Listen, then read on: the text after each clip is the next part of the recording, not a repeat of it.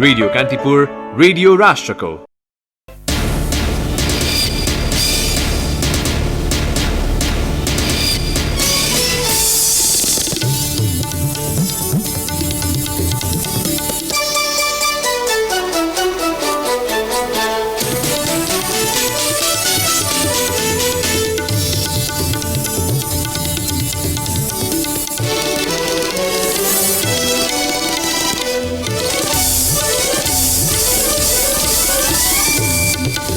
भ्रमण वर्ष 2020 को औपचारिक सुरुवात। भ्रमण वर्षलाई विकासको आधार वर्ष बनाउने सरकारको भनाई। भ्रमण वर्ष सफल बनाउन राष्ट्रपति भण्डारीको अपील। साथै प्रदेशमा विशेष कार्यक्रम आयोजना।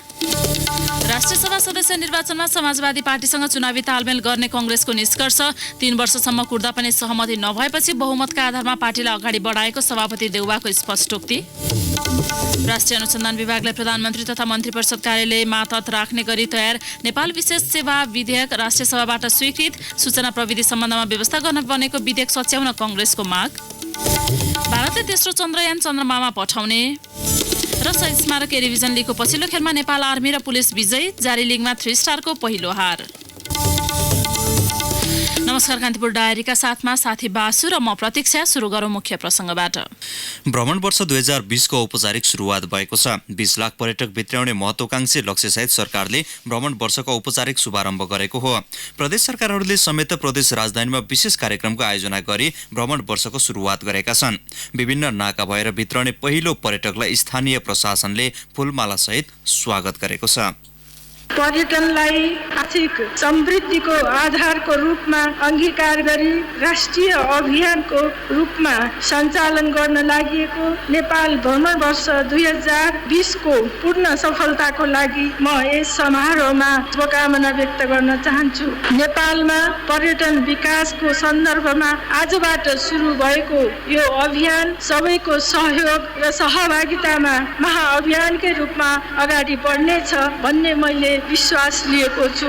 दक्षिण एसियाली खेलकुदको महाकुम्भ सकिएको झण्डै 2 सातापछि काठमाडौँको दशरथ रङ्गशाला फेरि एकपटक बुधबार साँझ दर्शकले खचाखच भरियो। न कुनै खेलको प्रतिस्पर्धा थियो, न त कुनै राजनीतिक दलको सभा नै। सरकारले सुरुवात गरेको भ्रमण वर्षको पूर्ण सफलताको कामना सहित ऐक्यबद्धता जनाउन रङ्गशालामा उपस्थित 12,000 दर्शक राष्ट्रपति विद्यादेवी भण्डारीले दीप प्रज्वलन गरेर औपचारिक सुरुवात गर्दा सबैले उठेर ताली बजाए। हामीले पर्यटन वर्ष 2020 मनाइरहँदा नाफा आर्जन गर्न र व्यवसाय अभिवृद्धि गर्ने सोच मात्र होइन, त्यसको साथै यस अभियानले वसुधैव कुटुम्बकम भन्ने हाम्रो आदर्शलाई आत्मसात गर्दै विश्वमा मानवता, भातृत्व र शान्ति प्रतिको हाम्रो प्रतिबद्धतालाई उजागर गर्ने उद्देश्य राखेको छ। पर्यटन उद्योगको विकास मार्फत देशलाई समृद्ध बनाउने उद्देश्यका साथ अघि सारिएको भ्रमण वर्ष 2020 लाई सफल बनाउनु हामी सबैको दायित्व हो। अपर्याप्त तयारी, कमजोर पूर्वाधार र सामान्य प्रचार प्रसारका बीच सरकारले पर्यटन वर्ष सुरु गरेको भन्दै आलोचनात्मक टिप्पणी गर्नेहरूको भिड पनि कम छैन। तर शिर झैं ठडिएको हिमाल, निरन्तर बगिरहने नदीनाला, मनै लोभ्याउने पहाड अनि फरक कला संस्कृति बोकेको तराईका कुना कुना पर्यटकको स्वागतका लागि आतुर छन्। सम्भावना बोकेका हरेक पर्यटकीय क्षेत्रलाई फ्रन्टमा ल्याउन सिंहदरबारले तिनै तहका सरकारलाई सक्रिय बनाएको छ। सांस्कृतिक, प्राकृतिक, जैविक विविधताबाट पर्यटकलाई आकर्षित गर्ने योजना सुनाउँछन् संस्कृति, पर्यटन तथा नागरिक उड्डयन मन्त्री योगेश भट्टराई। प्याराग्लाइडिङ साहसिक पर्यटनका स्रोतहरू हिमालय हुन्। हाम्रा नदीहरूमा जस्तै राफ्टिङको रोमाञ्चक अनुभूति संसारमा कहीँ पनि पाउन कठिन छ। शान्तिका अग्रदूत गौतम बुद्धको पवित्र जन्मस्थल लुम्बिनी हो।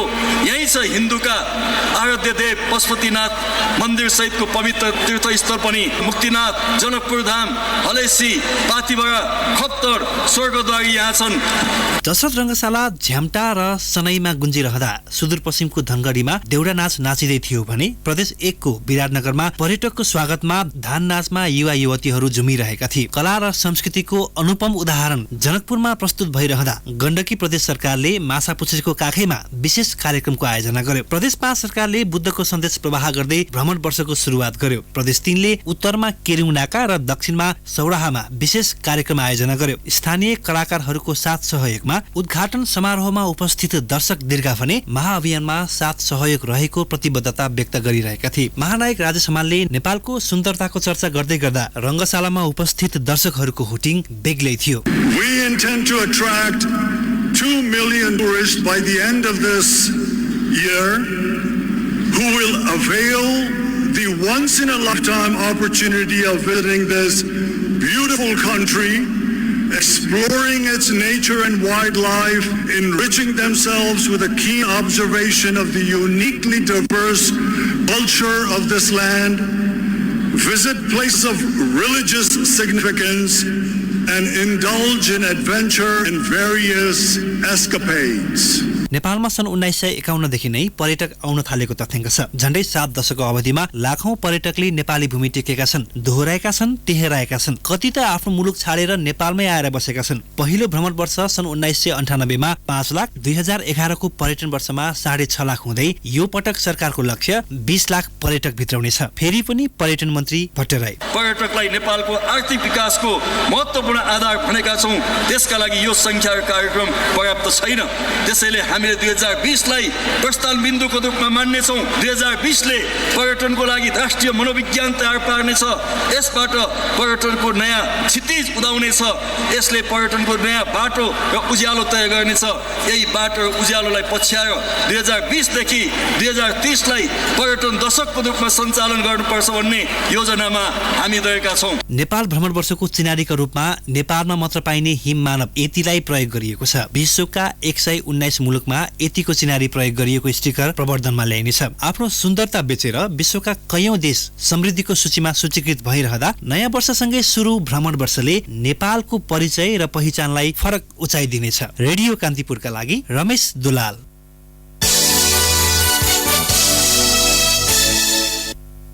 नेपाली कांग्रेसले आसन्न राष्ट्रिय सभा सदस्य निर्वाचनमा समाजवादी लगायत दलसँग तालमेल गर्ने भएको छ। काठमाडौँको बुढानीलकण्ठ स्थित पार्टी सभापति शेरबहादुर देउवाको निवासमा आज साँझ बसेको पदाधिकारी बैठकले साना दलसँग तालमेल गर्ने निर्णय गरेको हो। पदाधिकारी बैठकले गरेको निर्णय केन्द्रीय कार्यसमितिले अनुमोदन गर्नुपर्ने कांग्रेसको विधानमा उल्लेख छ। कांग्रेसको केन्द्रीय कार्यसमिति बैठक भोलि बस्दैछ। यस्तै पदाधिकारी बैठकमा इतर पक्षले केन्द्रीय समिति र पदाधिकारी बैठक बहिष्कार गरेको विषयमा पनि छलफल भएको प्रवक्ता विश्वप्रकाश शर्माले जानकारी दिनुभयो। बैठकले सबैको साझा अपेक्षा अनुसार नै 14औं महाधिवेशनको मिति तय गरेको र विभाग थप भएकाले सो विषयलाई ठूलो एजेन्डा बनाउन नहुने निष्कर्ष निकालेको उहाँको भनाइ थियो। यसैबीच वरिष्ठ नेता रामचन्द्र पौडेल पक्षले पदाधिकारी बैठक बहिष्कार गरेको छ। पटक पटकको छलफलमा संस्थापन पक्षले पेलेर जान खोजेको भन्दै आजको पदाधिकारी बैठकमा उपस्थित नभएको र भोलिको केन्द्रीय समिति बैठकमा पनि उपस्थित नहुने नेता मिनेन्द्र रिजालले बताउनुभयो। यसैबीच चरम आन्तरिक विवादका बीच कांग्रेसले 14औं राष्ट्रिय मेलमिलाप दिवसको अवसरमा विभिन्न कार्यक्रम आयोजना गरेको छ। पार्टीका संस्थापक नेता बीपी कोइराला सहितका नेताहरू 8 वर्ष निर्वासित जीवनपछि 2033 साल पुस 16 गते स्वदेश फर्किएको सम्झनामा कांग्रेसले राष्ट्रिय मेलमिलाप दिवस मनाउँदै आएको छ। कांग्रेसका सभापति शेरबहादुर देउवाले 3 वर्षसम्म कुर्दा पनि सहमति नभएपछि बहुमतका आधारमा पार्टीले अगाडि बढाएको स्पष्ट पार्नु भएको छ। विराटनगरमा आज बिहान सञ्चारकर्मीलाई प्रतिक्रिया दिँदै सभापति देउवाले महाधिवेशनको मितिबारे कुराकानी गर्न तयार रहेको बताउनुभयो। उहाँले भन्नुभयो, पार्टीका नेताहरूले एक्लै वा समूहमा जहाँ पनि आफूलाई भेट्न वा महाधिवेशनको बारेमा छलफल गर्न आए हुन्छ। महाधिवेशनको कार्यतालिका माग गर्दै बैठक बहिष्कार गर्ने नेताहरू कार्यतालिका सार्वजनिक गरेपछि झन रुष्ट बन्नु आश्चर्यजनक भएको सभापति देउवाको भनाइ थियो। पौडेल समूहकै माग अनुसार 14औं महाधिवेशनको मिति निर्धारण गरिएकाले तोकिएकै मितिमा महाधिवेशन हुने सभापति देउवाले स्पष्ट पार्नुभयो। राष्ट्रिय अनुसन्धान विभागलाई प्रधानमन्त्री तथा मन्त्री परिषद कार्यालय मातहत राख्ने गरी तयार नेपाल विशेष सेवा विधेयक राष्ट्रिय सभाबाट स्वीकृत भएको छ। प्रमुख प्रतिपक्षी दल नेपाली कांग्रेसको विरोधका बीच राष्ट्रिय सभाको आजको बैठकले सो विधेयक बहुमतले स्वीकृत गरेको हो। सो विधेयकमाथिको सैद्धान्तिक छलफलका क्रममा सत्तारूढ दल नेकपाका सांसदले विधेयकको समर्थन गरेका छन्। प्रमुख प्रतिपक्षी दल नेपाली कांग्रेसका सांसदले भने लोकतान्त्रिक विधि र पद्धति विपरीत आएको भन्दै विधेयकको विरोध गरेका छन्। कांग्रेसले हिजो पत्रकार सम्मेलन गरेर विधेयकको विरोध गरेको थियो। प्रधानमन्त्री केपी शर्मा ओलीको तर्फबाट विधेयकमाथिको सैद्धान्तिक छलफलका क्रममा उठेका प्रश्नको जवाफ दिँदै अर्थमन्त्री युवराज खतिवड़ाले विधेयक लोकतान्त्रिक विधि र पद्धतिबाटै आएको दावी गर्नुभयो। कानून कार्यान्वयन गर्दै जाँदा समस्या आइपरेपछि संशोधन गरिने भन्दै मन्त्री खतिवड़ाले नेपाल विशेष सेवाको गठन र सञ्चालन सम्बन्धी कानूनलाई संशोधन गर्न विधेयक ल्याइएको बताउनुभयो। यसअघि गृह मन्त्रालय मातहत रहेको राष्ट्रिय अनुसन्धान विभागलाई प्रधानमन्त्री तथा मन्त्री परिषद कार्यालय मातहत रहने गरी सरकारले सो विधेयक गत मङ्सिर 25 गते राष्ट्रिय सभा सचिवालयमा दर्ता गरेको थियो। राष्ट्रिय सभाको अर्को बैठक भोलि दिउँसो 1 बजेका लागि बोलाइएको छ। प्रमुख प्रतिपक्षी नेपाली कांग्रेसले सूचना प्रविधिको सम्बन्धमा व्यवस्था गर्न बनेको विधेयक सच्याउन माग गरेको छ। कांग्रेस संसदीय दलका तर्फबाट प्रमुख सचेतक बालकृष्ण खाँडले विज्ञप्ति निकालेर संविधानको प्रतिकूल हुने कुनै पनि नीति नियम मान्य नहुने बताउनु भयो। कुनै पनि बहानामा नागरिक स्वतन्त्रता र अधिकार कुण्ठित गर्ने ऐन नियम मान्य नहुने उहाँको भनाइ थियो। नागरिकको विचार तथा अभिव्यक्ति स्वतन्त्रतालाई कुण्ठित गर्ने संविधानको प्रतिकूल हुने र नागरिकका मौलिक अधिकार हनन हुने भन्दै सूचना प्रविधि सम्बन्धमा व्यवस्था गर्न बनेको विधेयक सच्याएर मात्र अगाडि बढ्न खाँडले विज्ञप्ति मार्फत सरकारको ध्यानकर्षण गराउनु भएको छ। प्रतिनिधि सभाको विकास तथा प्रविधि समितिले दफावार छलफलपछि विधेयक बहुमतले पारित गरी संसदमा पेश गर्ने प्रतिवेदन तयार गरिसकेको छ। राष्ट्रिय मानवाधिकार आयोगले प्रत्येक नागरिकले अभिव्यक्ति स्वतन्त्रताको पूर्ण उपयोग गर्न पाउने गरी कानून बनाउन सरकारलाई आग्रह गरेको छ। आयोगका प्रवक्ता वेद भट्टराईले आज विज्ञप्ति जारी गर्दै प्रत्येक व्यक्तिले विचार र अभिव्यक्ति स्वतन्त्रताको पूर्ण उपयोग गर्न पाउने गरी कानून बनाउन सरकार तथा सम्बद्ध सबै पक्षलाई आग्रह गरेको हो। प्रतिनिधि सभाको विकास तथा प्रविधि समितिबाट हालै पारित भएको सूचना प्रविधि विधेयकप्रति ध्यानकर्षण भएको जनाएको छ। विचार र अभिव्यक्ति स्वतन्त्रतालाई व्यवस्थित गर्ने नाममा यसका सिद्धान्त प्रतिकूल हुने गरी बन्देज लगाउनु मानवाधिकारको विपरीत हुनेतर्फ संवेदनशील हुन आयोगले सरकारलाई आग्रह गरेको छ। अभिव्यक्ति स्वतन्त्रतालाई आधारभूत मानवाधिकारको रूपमा विभिन्न अन्तर्राष्ट्रिय मानव अधिकार कानूनहरूले स्थापित गरेका छन्। विचार र अभिव्यक्ति स्वतन्त्रताको सम्बन्धमा उल्लेखित राष्ट्रिय र अन्तर्राष्ट्रिय कानून अनुकूल निर्माण हुनेमा विश्वस्त रहेको जारी विज्ञप्तिमा उल्लेख छ। कान्तिपुर डायरीमा अब ब्रेकको पालो।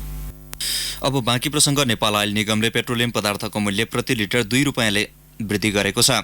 बुधबार मध्यराति 12 बजेदेखि लागू हुने गरी निगमले पेट्रोल, डिजेल र मट्टीतेलको साबिकको खुद्रा मूल्यमा वृद्धि गरेको हो। स्वचालित मूल्य प्रणाली अनुसार पेट्रोल, डिजेल र मट्टीतेलमा 2 रुपैयाँ बढाइएको निगमका निर्देशक एवं प्रवक्ता वीरेन्द्र गोइतले जानकारी दिनुभयो। यससँगै अब पेट्रोलको नयाँ मूल्य प्रति लिटर 111 तथा डिजेल र मट्टीतेलको 100 रुपैयाँ कायम भएको छ। खाना पकाउने एलपी ग्यास र हवाई इन्धनको मूल्य भने यथावत राखिएको छ।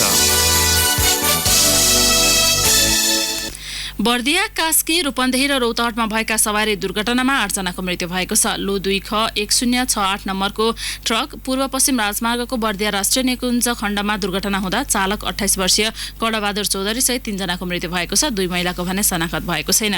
पोखरामा यात्रु बस, जीप र मोटरसाइकल आपसमा ठोक्किँदा 2 जनाको मृत्यु भएको छ। कास्की प्रहरीका अनुसार जीप चालक 36 वर्षका सरोज लामा र तनहुका 19 वर्षका रोशन गुरुङको मृत्यु भएको हो। रौतहटको मौलापुर नगरपालिका 2 चिरचिडियामा ट्र्याक्टरको ठक्करबाट मोटरसाइकलमा सवार 45 वर्षीय सुरेन्द्र राय र 60 वर्षीय राजेन्द्र रायको मृत्यु भएको छ। भैरहवा परासी सडक खण्ड अन्तर्गत रूपन्देहीको बसन्तपुरमा ट्रकले मोटरसाइकललाई ठक्कर दिँदा 22 वर्षीय मानजित हरिजनको मृत्यु भएको छ। लु 1 ख 3955 नम्बरको ट्रकले पछाडिबाट ठक्कर दिँदा सडकमा रोकिराखेको लु 36 प 3431 नम्बरको मोटरसाइकलमा रहेका हरिजनको मृत्यु भएको हो।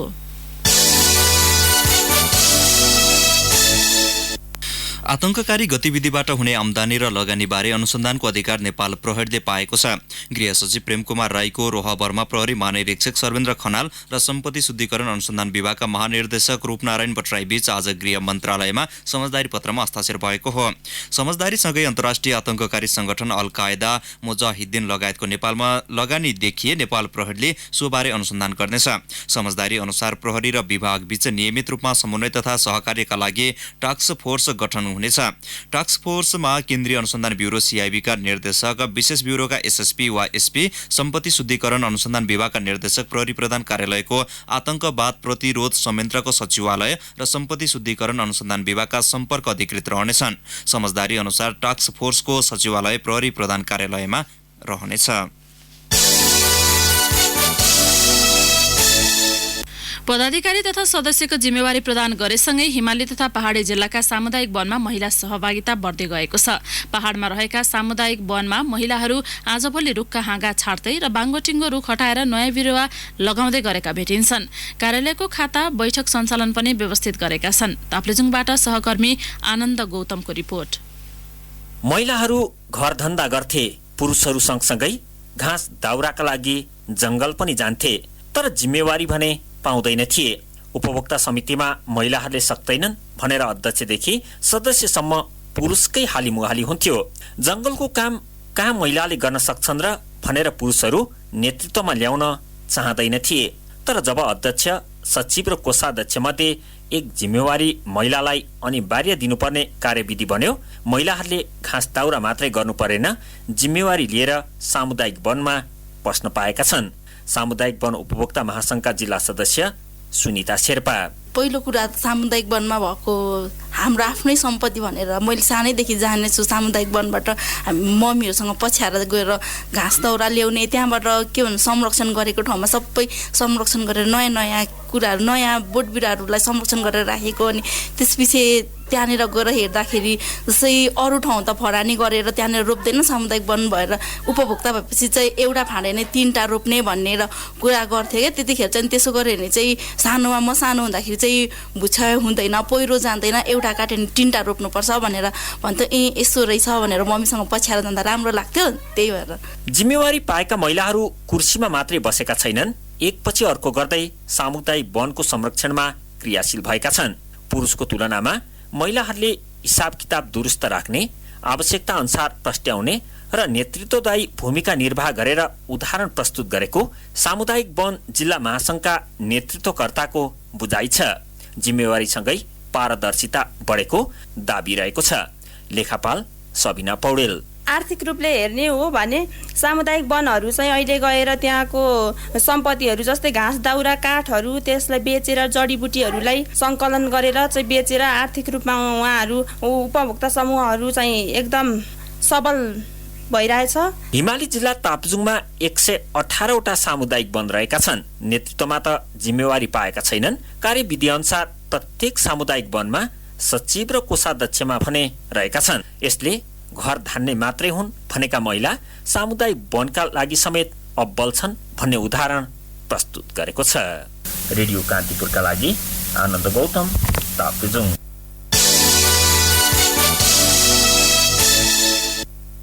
अब केही समाचार संक्षेपमा। प्रधानमन्त्री केपी शर्मा ओलीले आज बालबालिकासँग अन्तर्क्रिया गर्नुभएको छ। बालबालिकासँग प्रधानमन्त्री नाम दिएको सो कार्यक्रममा काठमाडौँका विभिन्न विद्यालयमा अध्ययनरत नेपाल स्काउटमा आबद्ध विद्यार्थीले प्रधानमन्त्री ओली समक्ष जिज्ञासा राखेका थिए। उपलब्ध समयको सदुपयोग गर्दै ज्ञान र आर्जनमा खर्चन प्रधानमन्त्री ओलीको सुझाव थियो। भुक्तानीको माग राख्दै काठमाडौँमा आन्दोलनरत उखु किसानको आन्दोलनमा राष्ट्रिय जनता पार्टी राजपाले ऐक्यबद्धता जनाएको छ।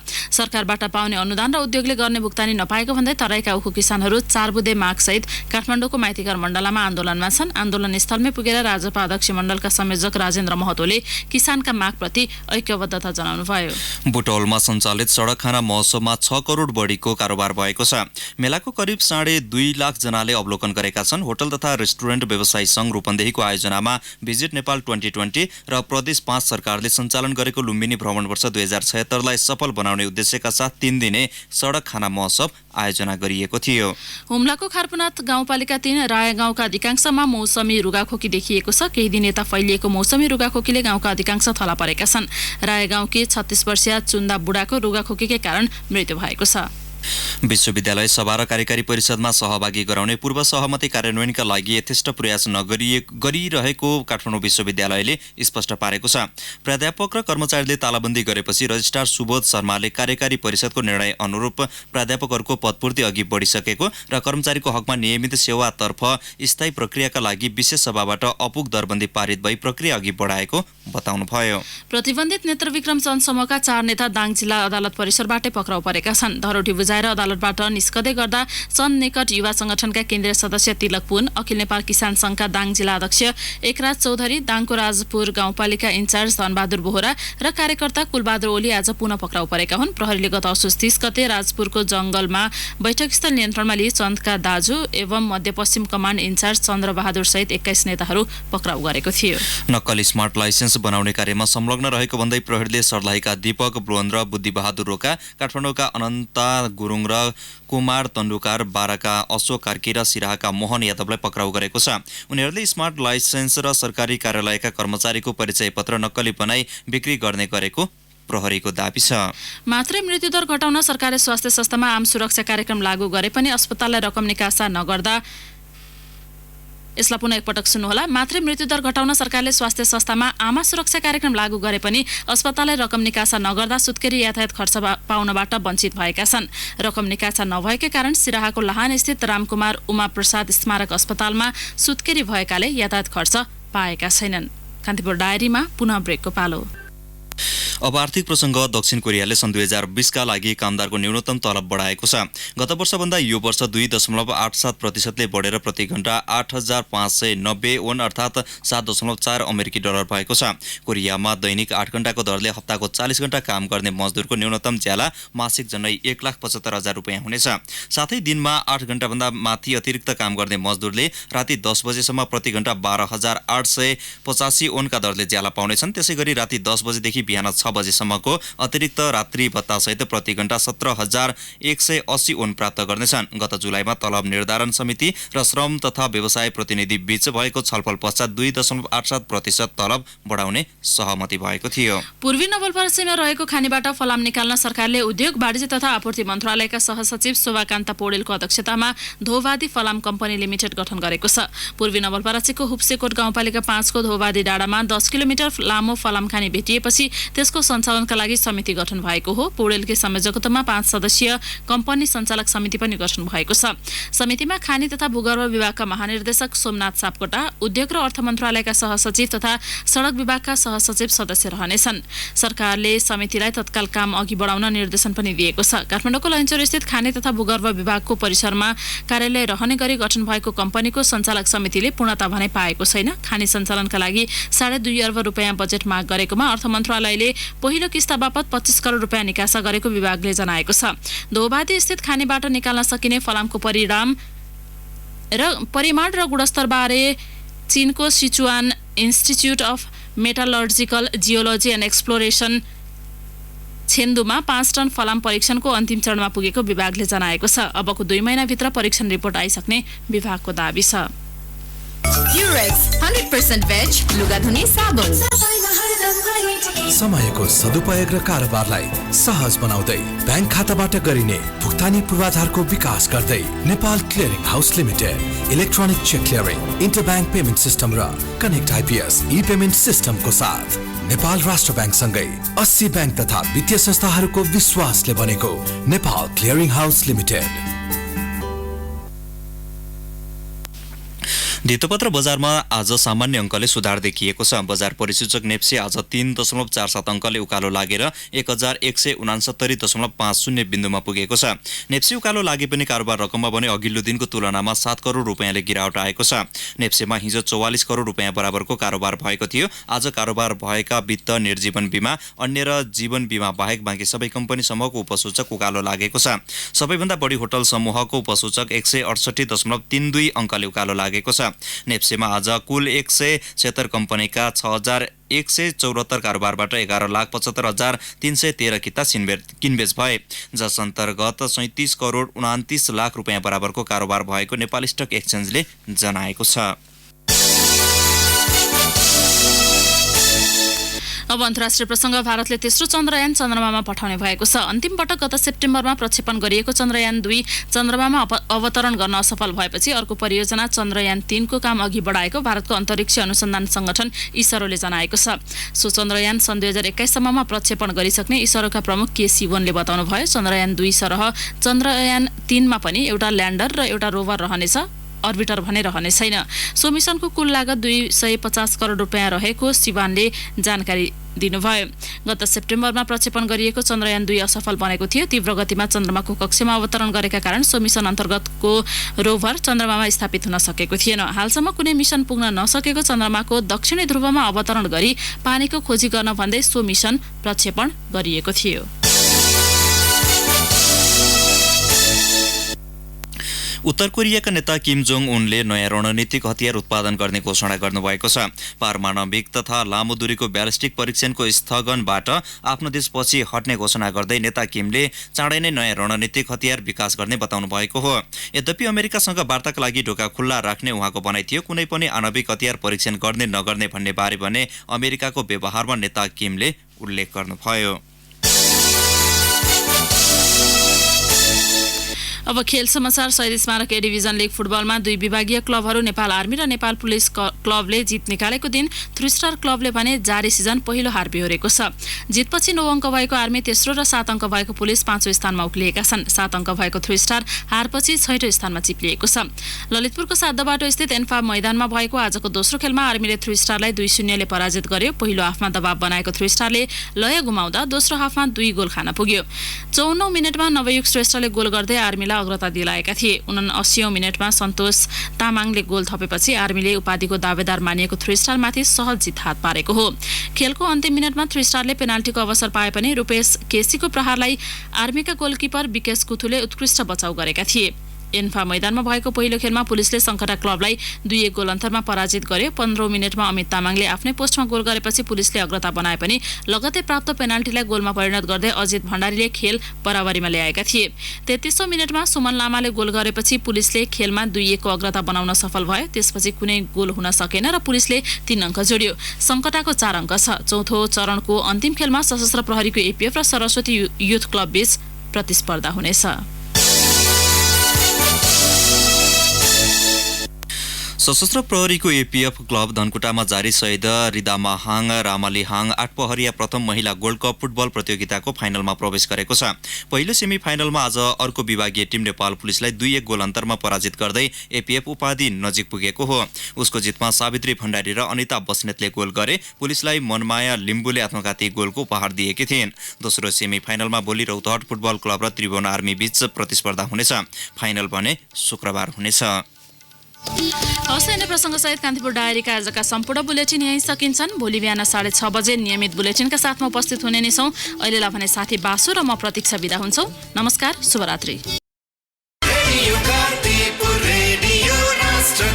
सूचना र मनोरञ्जनको सम्वाहक रेडियो राष्ट्रको रेडियो कान्तिपुर।